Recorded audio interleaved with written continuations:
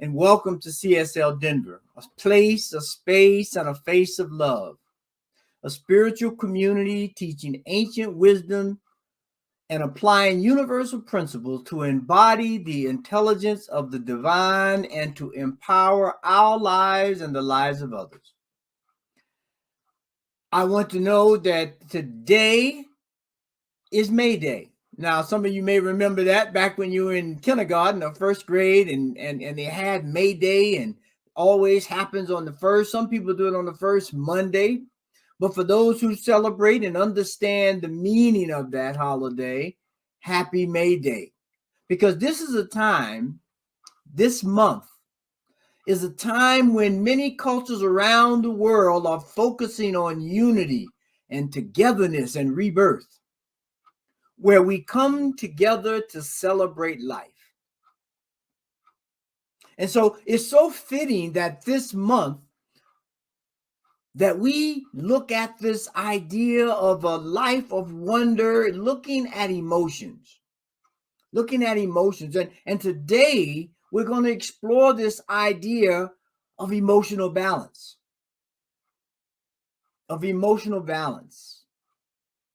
Because, see, as we explore the wonders of emotion and look into what it means to find and have emotional balance, it sets the tone for everything. Because it is then that we're able to navigate the waters of life.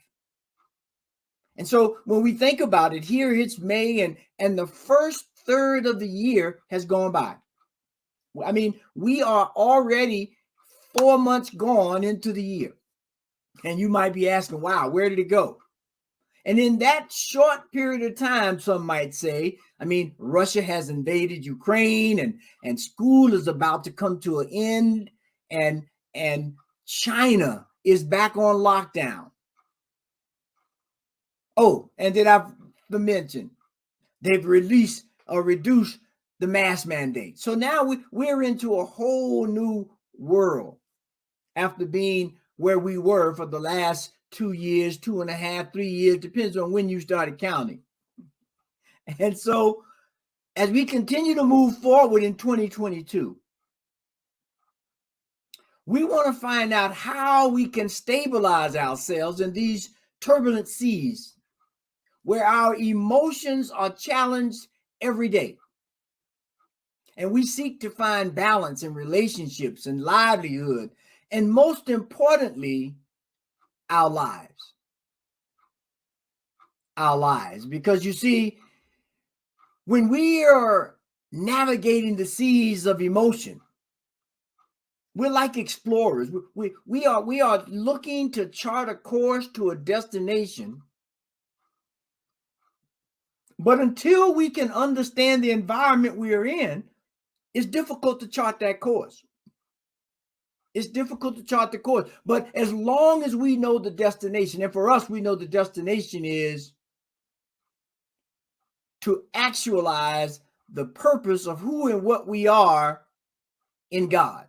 And so I just want to start by saying this, that no matter what's going on, we cannot direct the wind, but we can adjust ourselves. We can adjust ourselves to the wind.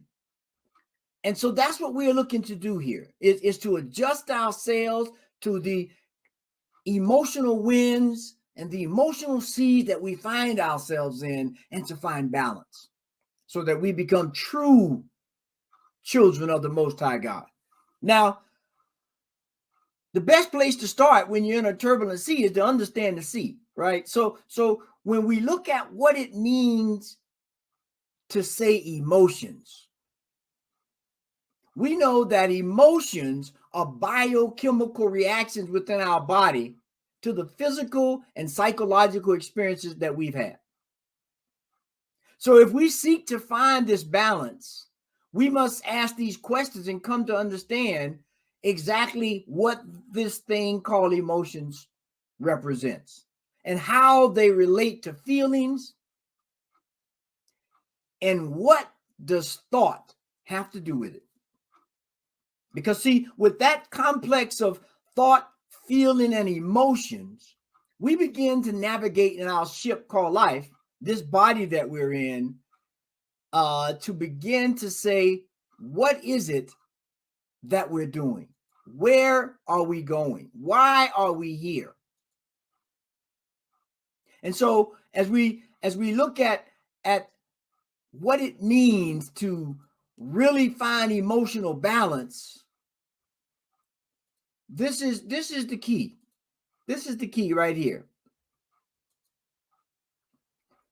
Where we begin to find emotions, we understand that they are the biochemical reactions that stem from the internal and external experiences of our life. And once we understand that, we begin to realize that the feelings that we are feeling are the result of the thoughts interpreting our personal experience and their associations with these emotional experiences. And at the root there is the thoughts or the mental processes that serve as the link between our emotions and our feelings. And so when we begin to realize how these things are connected, we can anchor into the whole thought that Ernest Holmes says in our teachings: change your thinking and change your life. Change your thinking and change your life. Because we see here that our emotions are based on some internal or external experiences we've had. And we have thoughts about that begin to create this thought, feeling, emotion roller coaster, if you will, or this ship that we are sailing. And so as we learn to adjust our sails, which are our thoughts, we begin to find balance. Now, I don't know how many or if any of you have ever gone on a sailboat or taken sailing or just took a ride on a sailboat. I tell you this, I back in the olden days, as they say, I took sailing, and I had this idea. I'm also a scuba diver, so I wanted to learn to sail, and I had the idea of sailing along the eastern shore coast and diving and just having a grand time. So I took a sailing class and a basic navigational class. And one thing that the instructor taught us, they taught us all the stuff about how to read the wind and how to trim your sails and how to anchor. But there was one thing that he let us know, that if you get into a situation where the seas are too rough and the winds are blowing, you have a couple of choices.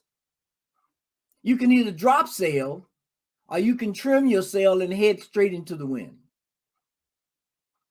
You can trim your sails and head straight into the wind. And so when we look here at Ernest's words, Ernest says it like this: in the well-balanced person, emotion is controlled by the intellect. But in many people, there's conflict between the emotion and the intelligence. Emotion uncontrolled produces chaos. Emotions uncontrolled creates chaos. And so we begin to realize that these are things that we have to get our understanding with. We have to understand that as we begin to trim our sails, learn about our emotions, check our thoughts, relate them to our feelings, we begin to say, I can do this. I can trim myself. I can watch my emotions. I can see what triggers me to have this emotion that creates this feeling inside. And if I'm very diligent, I can trace back to a thought that may have put it into motion. Because see, these experiences unto themselves, they only have the meaning that we assign to them.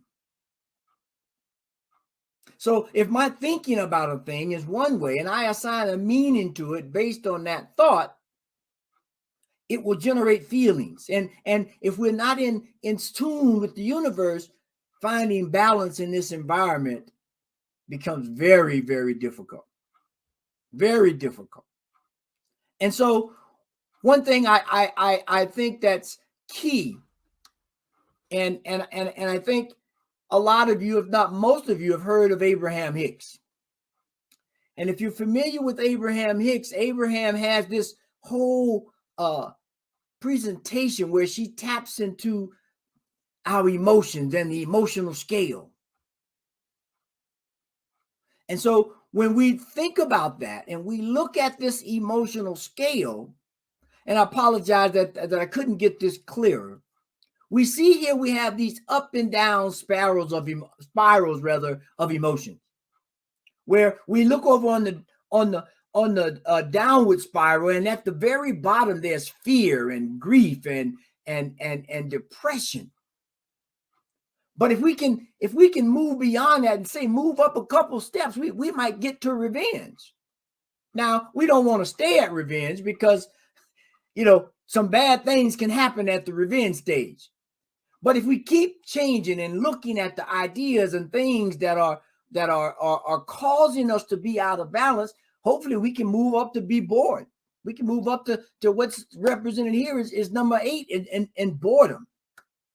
But by doing that, we begin to adjust our sails of emotion. We begin to navigate these waters of our feeling and understand that when we have a feeling that is tied to an emotion, which is basically some experience we've had, we've assigned a meaning to it. And when we can become bored with it, if you will, we can move up to optimism and say, well, that's, I can be hopeful. And then from there, I can move up to optimism. And so here is what we have to do. We have to begin to understand these emotions and navigate and understand that life is trying to find that balance, right? We're looking on that scale to find balance. Balance in our lives, balance in our relationships, balance in everything we do, our exercise, our eating, everything. Because that's when we begin to realize that as we focus on our mental equivalence, the very thoughts that create our world, we begin to gain a different perspective. We get a better understanding of all our spiritual tools, and we don't seek to pray things away or try to, as some say, do a spiritual bypass. But we look to understand that seed, understand that emotion, understand that feeling, so that we can adjust our sails. So that we can adjust our sails and move through life with ease and grace. And so we understand now that we have this complex of thought, feeling, and emotions, and however you want to traverse, you can go from emotion to feeling to thought. It's an interconnected idea. And so when we begin to find balance or look for that key called balance, I'll give you 3 things that we need to do. 3 things so that we can begin to find this emotional balance and live our best life.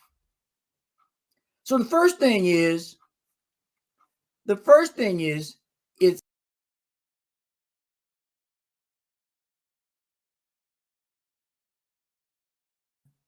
from life. You cannot run. Running will not save you. When you have these difficult emotions and they pop up and you feel some type of way, you can't run. What has to be, and there's a reason that most of us run. Let me say this, because often, and this is probably more true with the males than with anything else, we are taught to shut down our emotions. We're taught not to trust our emotions. But our emotions are like the indicators in our car, whether it's our oil, our gas, or our air pressure. They are there to indicate what's going on, how we're navigating. And so when we see these emotional things pop up that are not balanced, that cause us to go on some tangent, we have to stop and take a moment to understand it. Because as I said earlier, these thoughts are not bad. We're taught that oftentimes that they're bad. And so we run away. But that's not the key. The key is to turn and face that emotion, to face the wind, so that we can begin to truly learn to navigate life, because things in life will happen and we will have some emotional reactions to them. Whether something happened outside or whether I'm remembering something or some experience in my head. But there's a verse in a poem that I learned a long time ago. The name of that poem is See It Through. And I just want to read one little verse where it says, black may be the clouds about you, and your future may seem grim. But don't let your nerves desert you. Keep yourself in fighting trim. If the worst is bound to happen, in spite of all that you may do, running from it will not save you. See it through. And that's what we want to do. Running won't save us. So we have to see it through. That's the first thing when we look for balance, when we feel out of sorts, when we are angry or feeling revengeful even. We want to see it through till we get to that top place of joy. That top place of joy. And so to do that, the second thing that we must do when we're looking for this emotional balance is we must embrace all of life. We must embrace all of life, you see, because wherever there's rain, there's also sunshine. Wherever there's an up, there's also a down. And we have to embrace all of it if we're going to engage fully in life, if we're going to enjoy the fruits of our labor, as they say. So to do that, we must look at our inner experiences and our outer experiences and create new ideas, new ways of looking at things when we can see a better perspective of what it is we're doing. That's key. We have to embrace it all. And we have to find that frequency, that pivotal point where we feel into the situation. Right? And so how do we do that? Right? The best way to do that is through spiritual practice. That practice of spiritual tools is essential. Just think about the first time. Take you back in time here. Think about the first time you got on a seesaw. And if you never got on one, you should go find one and go with a friend and get on the seesaw. Because the first time you get on, if the other person is a lot heavier than you, boom, you just go straight up. And if you're the heavy person, you just go straight down. And so neither one of those are fun, right? The joy of the seesaw is getting that balance, working towards that balance where you're moving up and down until you find that sweet spot where you can sit there and just very easily look at each other and marvel at how you've interacted with your environment and created this fun engagement where you're trying to find your space. And that's practice. That's what we have spiritual practice for, to embrace the heaviness of one person and the lightness of one person. And the longer the seesaw, the bigger the emotion that is, the more difficult it is to find that. And when you get the practice in, you begin to feel into that. You listen with your heart and you feel into that balance and you find it. And now the seesaw is fun. You can adjust. You can fully immerse yourself in going up, but then you can relax and let it come back down. That's what we're doing in life. Not that we're running. Remember, running will not save you. So we have to engage it and embrace it and begin to practice our spiritual tools, or practice life using our spiritual tools, so that we can fine tune our listening and we can feel into the balance, so that we know exactly what's needed in every moment.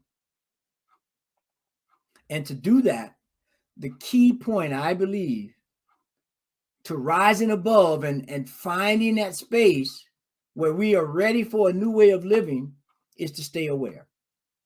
Listen and stay aware.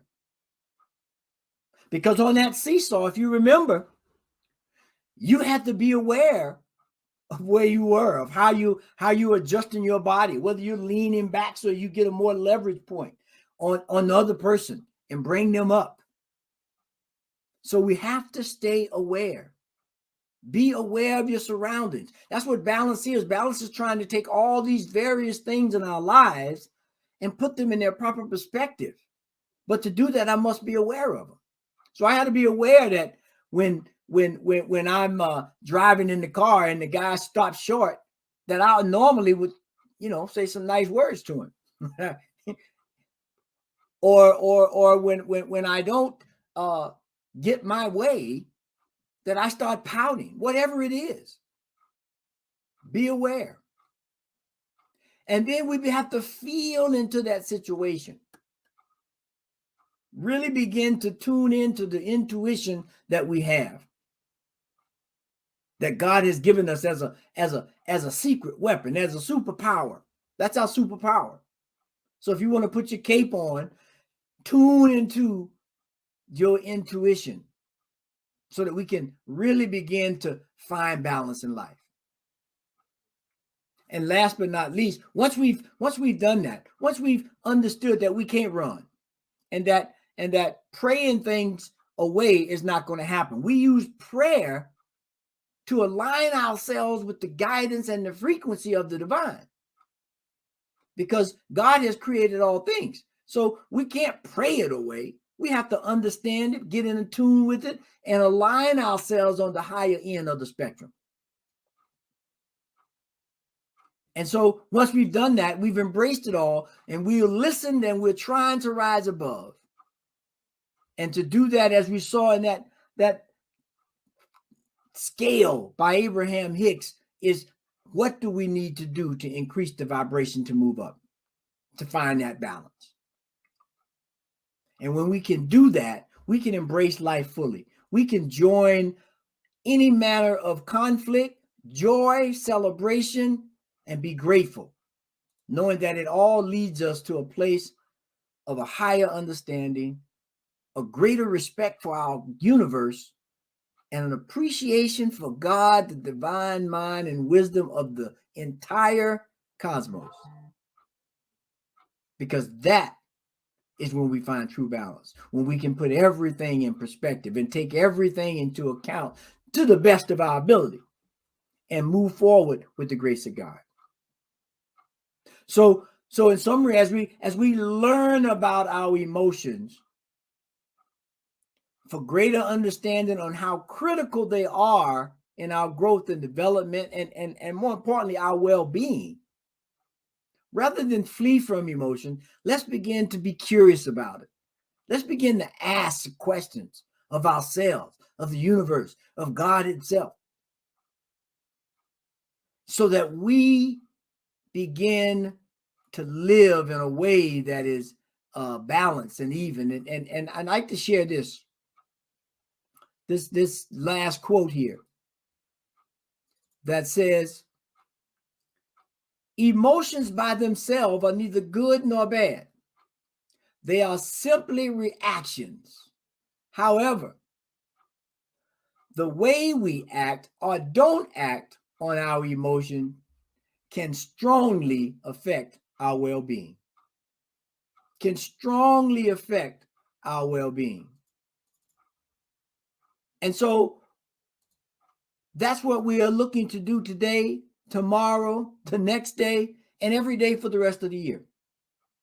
We're looking to move in a way that allows us to be in joy. to find the play in our hearts and our minds and explore life as one might do on a sailboat, allowing the wind to blow in our hair and our face, and to seek play and laughter with the divine. And so with that, I'd like to invite everyone this week, as we always do, to move into this space of call to action. And so this week, the call to action is, where are you out of balance in your life? Where are you out of balance in your life? It could be physically, mentally, emotionally, or spiritually, because it's all connected. And when you can find that and identify one thing, look for the thought, feeling, and emotion that's the cause of it, that's behind it, that takes you out of sorts or causes you joy. Because remember, there's no good or bad in it. It's just, it is. And then we assign a meaning. So let's investigate. And then let's look for ways to reframe the cause, strive to find balance. Look for the cause and strive to find balance. And so when we do that, we can anchor into the affirmation for this week, which is, I am blessed and grateful for my emotions and feelings. I am blessed and grateful for my emotions and feelings, because they are the substance of life. They are the things that give me joy. They are the things that allow me to help myself and my fellow human being. Let us pray.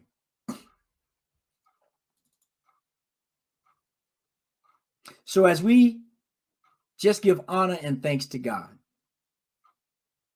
that cause and effect, that balancing aspect of the whole cosmos, that has placed inside each and every one of us a frequency, a balancing point, an energy that is capable of living a life that is exemplary, that is a reflection of the intelligence of God.